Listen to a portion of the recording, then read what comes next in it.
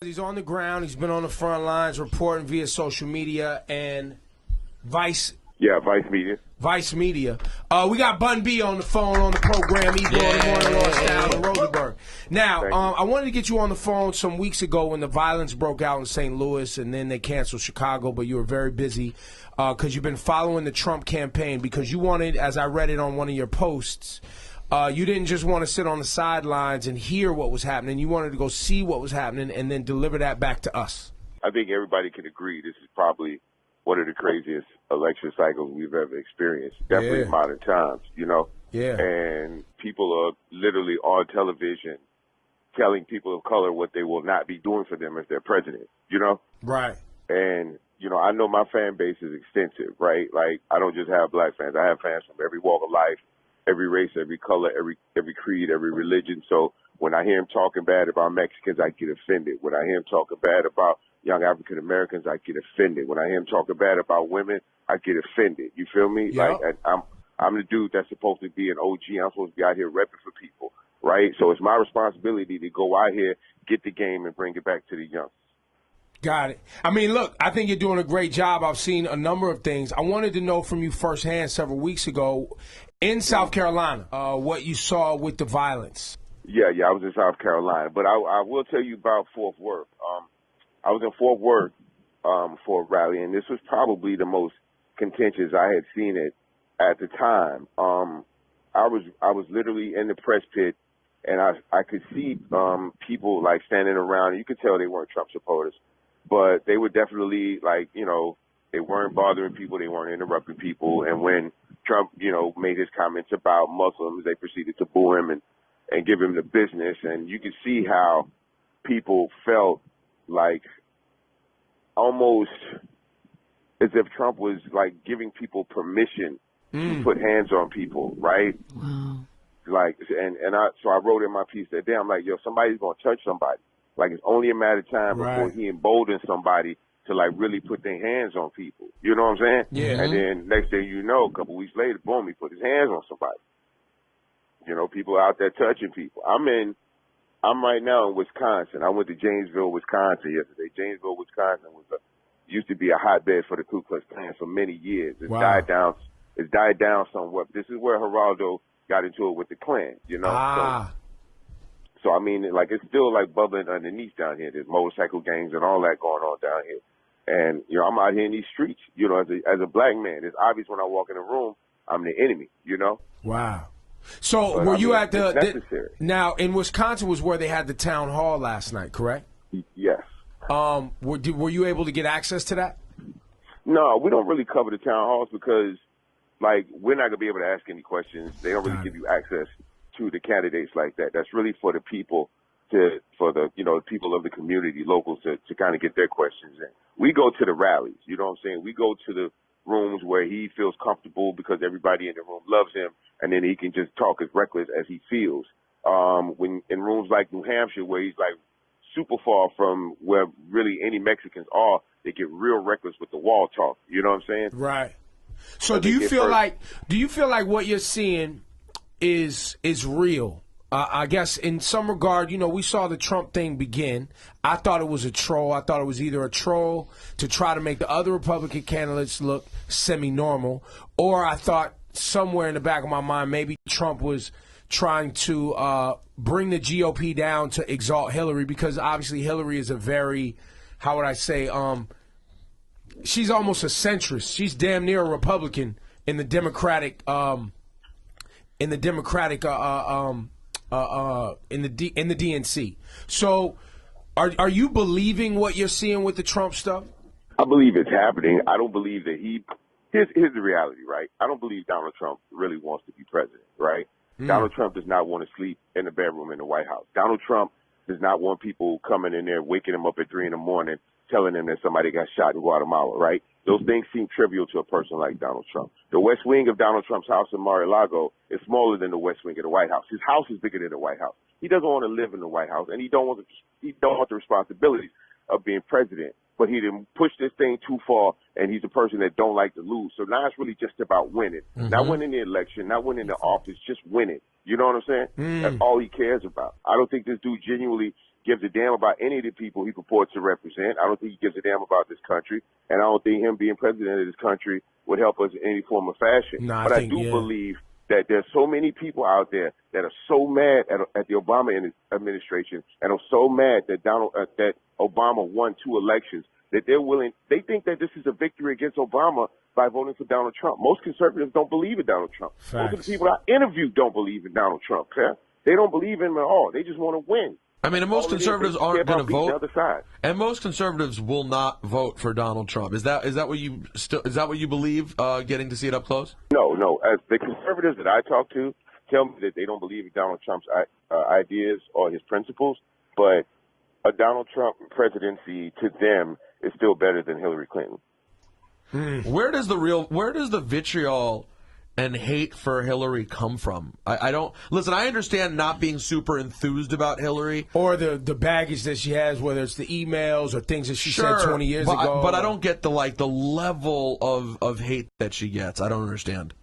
I'd be lying if I didn't think subconsciously it was a personal attack and a personal affront to her as a woman. I think because of the fact that she's a woman that's confident, that's smart, and it's not what society would deem as beautiful. It has a lot to do with that. Just being painfully honest. Yo, we have said that on this show for the last 3-4 months since this thing has been going on. I've said 100% that most white males have never worked for a woman, especially these older cats. They've never had a woman as a boss. It was hard enough to have a black man as a boss, but then you follow up with a woman?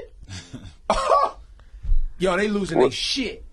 I'll just be very honest. I don't think most men don't have a problem doing what's socially beautiful women ask them to do. They don't have a problem with that at all, because there's an ulterior motive in their mind the entire time. Right. That doesn't exist. I disagree, but I'll tell you this: even if she looked like a 25-year-old model, I would still blow up in her face too. Or not even a 25-year-old model. Even if she looked closer to how people considered Sarah Palin to look, I still think that ultimately, even if men found her attractive, they don't still be hate because she's a woman. Yeah, but then they would use that against her. Yeah, they would use that against her too. Absolutely. Men like to say once a woman appears attractive to a man, they make a man feel insecure, and then that man follows that up by being like, "Well, she's probably a blank," and instantly makes that negative and over sexualizes them. So it's damned if you do, damned if you don't. I was just wondering if that was your take too, that it's a sex thing, because I've already decided that the hatred for the Obama administration is clearly a race thing. There's nothing else that really makes sense. The worst thing you could argue about President Obama would be that he didn't do enough. I can't see how anyone could argue that he's the horrible president. No, he went to a baseball game the other day. That's the new one. He was at the baseball game dealing with the Cuba thing and didn't rush right home when the Brussels event happened. Oh, and he was dancing too. Don't forget about that. And he was. I mean, a black man dancing will send people around the bend. That's every time. So Bun, where are you at? You're in Wisconsin right now. Yeah, I'm in Wisconsin. I'm on my way to Madison right now to a Ted Cruz rally. So are you only following the GOP? Yeah, that's my detail. It doesn't really make sense for me to cover the Democrats because most of my fan base is Democratic and are already aware of a lot of the politics of the people running for the Democratic nomination. It's the Republicans that they don't really have a frame of reference for or basic reference for, because they just simply don't live in that world. So that's kind of like right. And then I'm not really telling people like who to vote for, who not to vote for. I'm just really just walking in rooms and being honest about what I'm seeing. And do you let's talk Bernie Sanders while we have you on the line. Okay. I love Bernie Sanders. I just don't think that he's going to win the candidacy. Like, I just don't see him bringing a coalition strong enough to beat somebody like Hillary Clinton. What's your opinion on Bernie Sanders? Well, as a member of as a journalist right now, I'm not really in a position to give opinions on whether or not I would vote for anyone one way or the other. I do like some things that Bernie is saying, but I know he has a rough road ahead, and I don't think it has anything to really do with him getting votes or anything like that. I think that the political system is, there's walls set up against guys like Bernie, What do you mean by that? Uphill battle. What do you mean by that? Bernie, Bernie is not a guy that is on the same page with a lot of the people in his party, right? So Bernie on a certain level is trying to shake up his party in the same way that Trump is trying to shake up his party. So got it. People that don't go along with the status quo aren't necessarily received well. Got it. I didn't realize that Bernie was such a disruptor in the Democratic Party. No, yeah, and has been for a while, you know. Well, I knew that he was. I knew that he was very left, and I knew that he was. You know, some people would call him socialist or whatever they try to tag him with. But I didn't realize that you know, he was seen as that much of an outsider in his own party. Oh no, absolutely, and has been, and actually likes it that way. You know, right. You know, that's the position that he's always chosen to be in. Bernie's always been an outsider. If you look at, you know, pictures of him, you know, being involved with protests and things. Yeah, for sure. He's never been part of the, you know, the popular opinion in the country, right? And that's a good thing. So we need people like that that aren't scared to kind of go out and jump out on the ledge, yeah, right? No, I love it. But there's different tangents to that as well. You know, there's people on the other side, on the Republican side, that want to shake up things and bring things in another direction. And I don't know. Again, all these things benefit certain people and not others, right? On both sides. So of course, there's going to be opposition to either side. So I heard in the town hall meeting last night, John Kasich said, you know, out of the 10 times that they've had the Republican National Convention, only 3 times has the leader going into the Republican National Convention actually won the nomination. And are you seeing any of the possibility of Trump not getting this nomination being a reality? Well, I mean, there's a very strong possibility that if they go into a contested convention, that Trump could still be a first ballot nominee, right? But I mean, we've already seen Trump vaguely threaten the GOP by saying that, you know, with suggestive language, right? Suggestive language is leading to supporters. So I'll give you an example, Ebro. If I wake up one morning, right, and I say, I don't like MC so-and-so, right? I think MC so-and-so be tripping sometimes. And if MC so-and-so was to come where I'm from and try what he's trying out there, that might not fly so well, right? That's right. I just gave the goons the green light. You feel me? Yeah, and Trump has already done that with his, they're going to riot if I don't get the nomination. Exactly. And he doesn't say they're going to, he said they might riot. And so what do the supporters say? You damn right we're going to riot. You know, hell yeah, it's suggestive language. It's leading, and it's just another part of the rhetoric that goes on when he's in a room with people. You know, so basically what he's telling the GOP is that the same hooligans and thugs that I have that are elbowing people in rallies and spitting on them and calling them the N-word, well, I'm going to bring them to Cleveland and sick them on you. Wow. And you think it's a real possibility that this thing could set off? I know it's a possibility. I'm in the room with the followers and the supporters. I was with a guy last night that's been to 29 Trump rallies. That's real life. That's a super fan. I know, and he's documenting all that's those on social like media. Rosenberg and wrestling. These people are about that life. Yeah, well said. I've definitely been to 29 wrestling shows.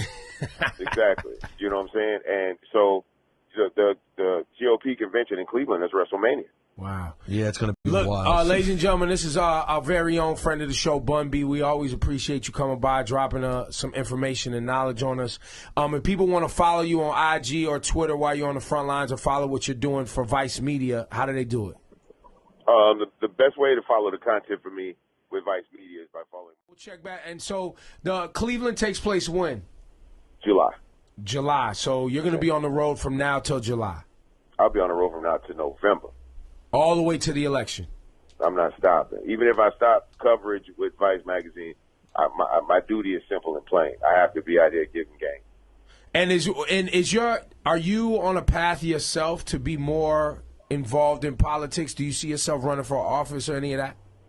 No, I don't think that's the place for me. I think I can be a voice of my people and a representative of my people in a position that doesn't behold me to higher powers and institutions that I don't want to be aligned with. That's right.